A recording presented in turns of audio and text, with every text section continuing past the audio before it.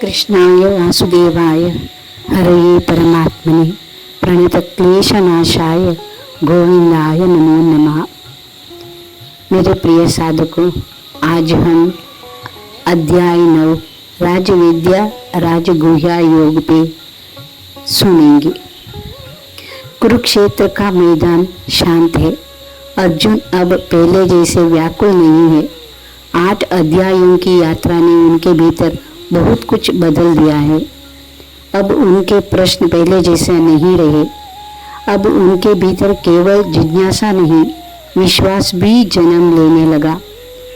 भगवान श्री कृष्ण भी ये परिवर्तन देख रहे हैं।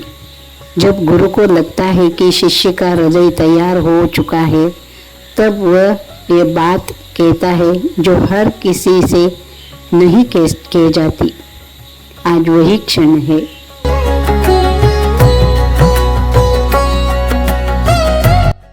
आज कृष्ण अर्जुन को युद्ध जीतने की कोई नई राजनीति नहीं सिखाने वाले हैं। आज वे अपने हृदय का द्वार खोलने वाले हैं। वह रहस्य जिससे ऋषि खोजते रहे, योगी तपस्या करते रहे, वेद संकेत देते रहे, आज स्वयं भगवान अपने प्रिय सखा अर्जुन से कहने वाले हैं। इसी का नाम है राजविद्या राजगुह्या योग। नाम सुनने में थोड़ा संस्कृत का कठिन शब्द लगता है ना। राजविद्या यानी सब विद्याओं का राजा, किंग ऑफ ऑल नॉलेज, और राजगुह्या यानी सबसे बड़ा रहस्य, द अल्टीमेट सीक्रेट। अब आप सोचेंगे, अगर ये इतना बड़ा सीक्रेट है तो कृष्ण ने आज क्यों खोल दिया और आज अचानक अर्जुन को क्यों बता रहे हैं? वह कहते हैं कि कोई भी गहरा ज्ञान या सीक्रेट तब तक नहीं दिया जा सकता जब तक सामने वाला उसे संभालने के लायक न हो। तब अर्जुन कहते हैं, प्रभु, मैं सब कुछ नहीं जानता, लेकिन मैं सीखना चाहता हूँ। मुझे भी अपने उस दिव्य रहस्य का पात्र बना लीजिए।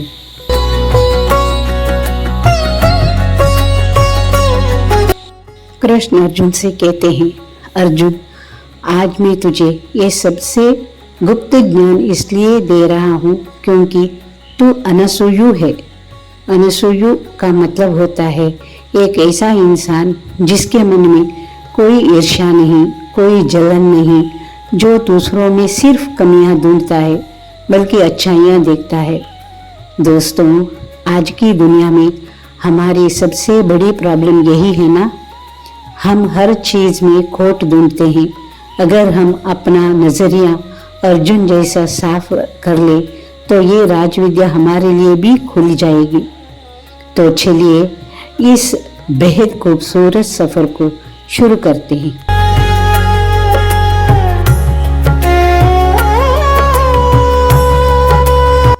अच्छा, एक बात बताइए, हम बचपन से सुनते आ रहे हैं कि भगवान हर जगह है, कण कण में भगवान है, लेकिन क्या कभी हमारा दिमाग इस बात को सच मान पाता है? हमें लगता है कि अगर भगवान हर जगह है तो फिर हमें दिखाई क्यों नहीं देते? इस संसार के सुख दुख पाप पुण्य उन्हें छूते क्यों नहीं? कृष्ण इसका जवाब इस अध्याय के 4 और 5वें श्लोक में देते हैं। वो कहते हैं, मया ततमिदं सर्वं जगत अव्यक्त मूर्तिना, यानी ये पूरा संसार मेरे ही अव्यक्त रूप से फैला हुआ है। सब कुछ मुझ में है, पर मैं किसी में बंधा हुआ नहीं हूँ। चलिए इसे हम एक आसान उदाहरण से समझते हैं। आकाश मतलब स्पेस। आकाश का उदाहरण लीजिए। हमारे चारों तरफ खुली जगह यानी आकाश है। इस आकाश के अंदर हवा बहती है, आंधी तूफान आते हैं, धूल उड़ती है, कभी कभी बहुत भीनी भीनी खुशबू वाली ठंडी हवा चलती है, तो कभी बदबूदार हवा चलती है। ये सब कुछ कहाँ हो रहा है? इसी आकाश के भीतर। लेकिन क्या आंधी इस आकाश को हिला पाती है? क्या बदबू या धूल इस आकाश को गंदा कर पाती है? बिल्कुल नहीं। आकाश हमेशा की तरह साफ, अछूत और स्थिर रहता है। ठीक इसी तरह दोस्तों, हम सब, ये पूरी पृथ्वी, ये ब्रह्मांड भगवान के अंदर ही चल रहे हैं। हम जो भी अच्छे या बुरे काम करते हैं उससे भगवान प्रभावित नहीं होते। वह इस पूरे नाटक को विटनेस मतलब साक्षी की तरह देख रहे हैं। जब आप इस बात को समझ लेते हैं तो आपके अंदर से एक बहुत बड़ा डर निकल जाता है कि भगवान हमसे नाराज हो जाएंगे या हमें सजा देंगे। वो बस उस असीम आकाश की तरह है जो सबको शरण देता है बिना किसी भेदभाव के।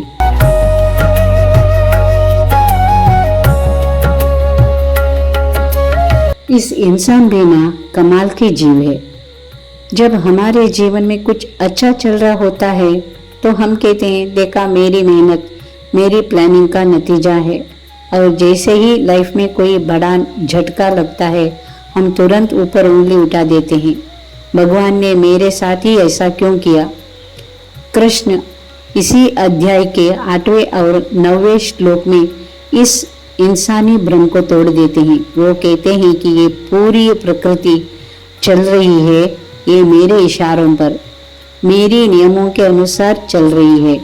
मौसम बदल रहे हैं, पेड़ पौधे उग रहे हैं, जीवन और मृत्यु का चक्र चल रहा है।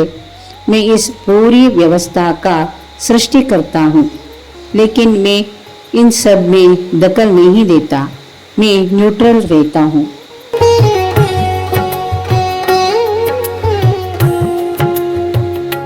इसे एक और व्यवहारिक उदाहरण से समझते हैं। मान लीजिए एक बिजली विभाग, इलेक्ट्रिसिटी बोर्ड है, वो आपके घर तक बिजली पहुंचाता है। अब उस बिजली से आप अपने घर में हीटर चलाकर ठंड भगाते हैं या फिर गलती से किसी खुले तार को छूकर खुद को नुकसान पहुंचा लेते हैं। इसमें बिजली विभाग का कोई गलती नहीं है। बिजली का नियम है बस पावर देना।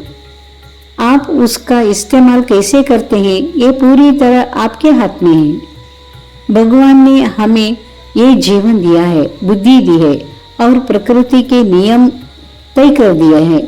अब हम उन नियमों के साथ कैसे जीते ये हमारी चॉइस है। इसलिए अपनी गलतियों का दोष भगवान पर डालना बंद कीजिए और अपनी लाइफ की जिम्मेदारी खुद लेना सीखिए।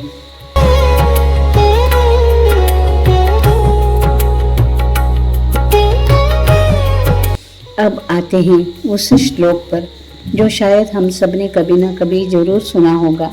इस अध्याय का 26वां श्लोक, पत्रम पुष्पम फलम तोयम यो मे भक्त्या प्रयच्छति तदहम भक्त्युपरहतमश्नामि प्रयतात्मनः। इसका भावार्थ यही है कि दुनिया के जो अमीर और ताकतवर लोग होते हैं उनसे मिलने के लिए आपको महंगी गिफ्ट चाहिए होते हैं, अपॉइंटमेंट चाहिए होता है, लेकिन ब्रह्मांड का सबसे बड़ा राजा जो पूरी सृष्टि को चला रहा है वो आपसे क्या मांग रहा है। वो कहते हैं, मुझे सोने का महल नहीं चाहिए, मुझे 56 भोग नहीं चाहिए। अगर तुम मुझे प्यार से एक पत्ता, एक छोटा सा फूल, कोई भी साधारण सा फल या फिर सिर्फ एक अंजलि पानी भी चढ़ा दोगे तो मैं उसे बड़ी खुशी से स्वीकार करूंगा। सोचिए कितना सीधा और सिंपल सौदा है। यहाँ कीमती क्या है, वो पत्ता या पानी? बिल्कुल नहीं, कीमती है उसके पीछे छुपा आपका भाव। एक बहुत प्यारा उदाहरण देती हूँ। महाभारत में जब भगवान कृष्ण दुर्योधन के महल जाते हैं तो दुर्योधन उनके सामने 56 भोग परोसता है, लेकिन कृष्ण वहां से निकलकर सीधे महात्मा विदुर के घर चले जाते हैं। विदुर जी घर पर नहीं थे, उनकी पत्नी सुभद्रा मतलब विदुरानी वो थी। कृष्ण को देखकर वो इतनी भावुक और खोई खोई सी हो गई कि खुशी में उन्होंने कृष्ण को केले का गुदा फेंक दिया और केले के छिलके खिलाने लगी।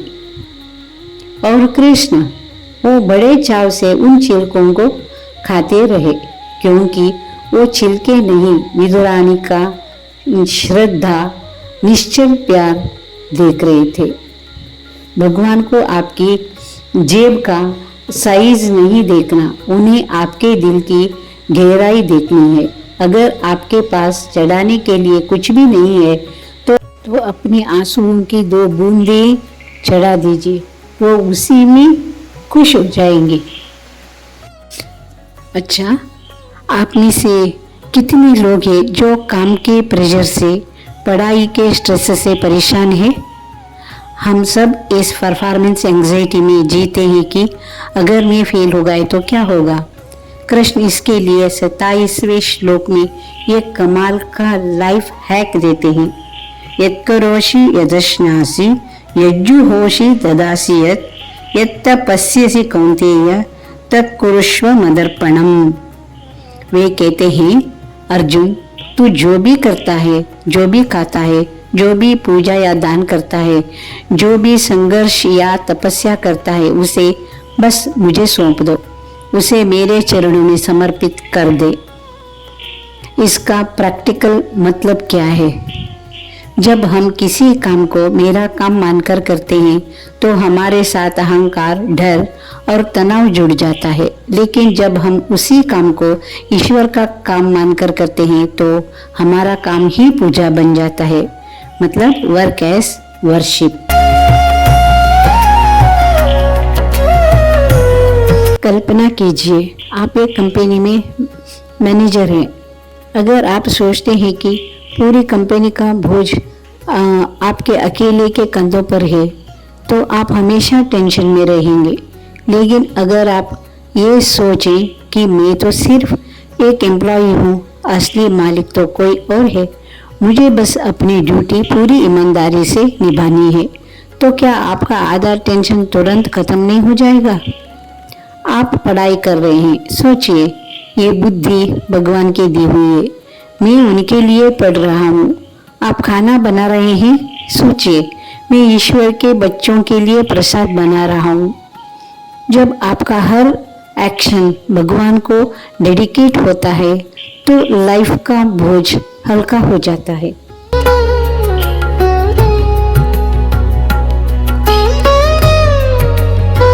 और जब आप अपना सब कुछ भगवान को सौंप देते हैं तो भगवान आपके लिए एक ऐसा प्रॉमिस करते हैं जो LIC की पॉलिसी से भी 1000 गुना ज्यादा सिक्योर है।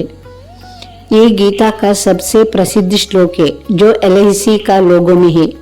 अनन्यास चिंतयन्तो माम ये जना पर्युपासते तेषां नित्याभियुक्तानां योगक्षेमं वहाम्यहम्। कृष्ण कहते हैं, जो लोग किसी और चीज के बारे में न सोचकर अनन्य भाव से सिर्फ मेरा चिंतन करते हैं, जो मुझ पर पूरा भरोसा रखते हैं, उनके योग और क्षेम की जिम्मेदारी मैं खुद उठाता हूँ। यहाँ 2 शब्दों को समझना बहुत जरूरी है। एक, योग, जो चीज आपके पास नहीं है और आपके कल्याण के लिए जरूरी है उसे आप तक पहुंचाना। 2, क्षेम, जो चीज आपके पास ऑलरेडी है, जैसे आपका परिवार, आपका स्वास्थ्य, आपकी शांति, उसकी रक्षा करना।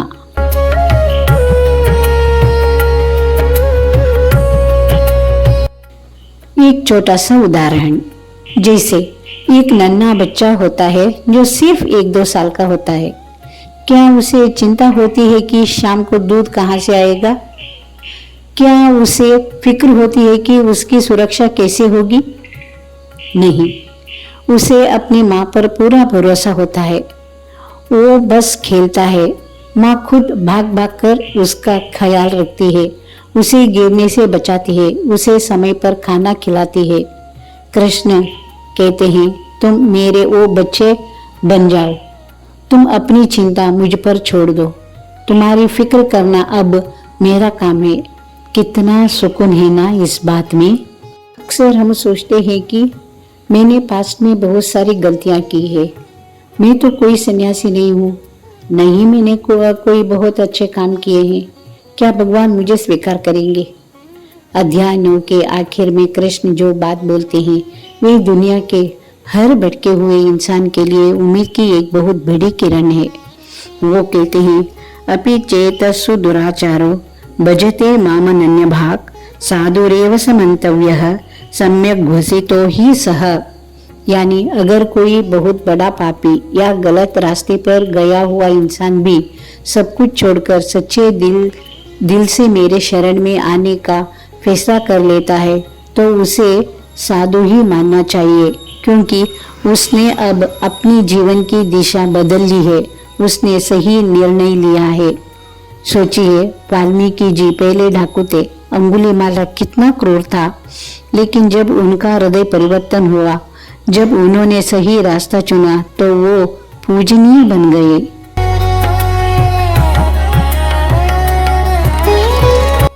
कृष्ण कहते हैं, क्षिप्रम भवति धर्मात्मा शश्वशांतिम निगच्छति। वह बहुत जल्द धर्मात्मा बन जाता है और परम शांति को प्राप्त करता है। और आगे कृष्ण अर्जुन से सीना ठोक कर कहते हैं कि कौन्तेय प्रतिजानीहि न मे भक्तः प्रणश्यति। अर्जुन, तो कोरे कागज पर लिख कर रख ले, डंके की चोट पर घोषणा कर दे कि मेरे भक्त का कभी पतन नहीं हो सकता, उसका कभी विनाश नहीं हो सकता।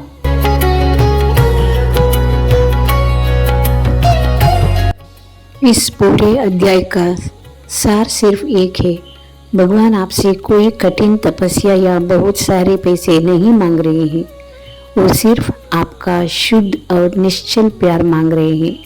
जीवन में कितनी भी मुश्किलें आए, बस ये याद रखिए कि कोई है जो ऊपर बैठकर आपकी जिम्मेदारी लेने को तैयार है। बस आपको उस पर भरोसा रखना है और भरोसा करना है। आपको आज का ये अध्याय, ये विचार कैसे लगे मुझे कमेंट सेशन में ज़रूर बताइएगा। आपके कमेंट्स पढ़कर मुझे बहुत प्रेरणा मिलती है। अगर आपको ये वीडियो अच्छा लगा तो इसे अपने उस दोस्तों के साथ ज़रूर शेयर कीजिएगा जो लाइफ में थोड़े परेशान है या जिन्हें इस समय इस ज्ञान की ज़रूरत है। मिलते हैं अगले अध्याय विभूति योग के साथ, जहां हम जानेंगे कि भगवान की विभूतियाँ क्या है और उन्हें दुनिया की हर खूबसूरत चीज़ में कैसे देखना है। तब तक के लिए अपना ख्याल रखिए, खुश रहिए। चलिए थोड़ी देर ध्यान लगाएं, मैं भी आपके साथ ध्यान लगाऊंगी। जय श्री कृष्ण। गोविंद बोलो हरि, गोपाल बोलो, राधा रमण हरि, गोविंद बोलो, गोविंद बोलो हरि, गोपाल बोलो, राधा रमण हरि, गोविंद बोलो, गोविंद बोलो हरि, गोपाल बोलो, राधा रमण हरि, गोविंद बोलो।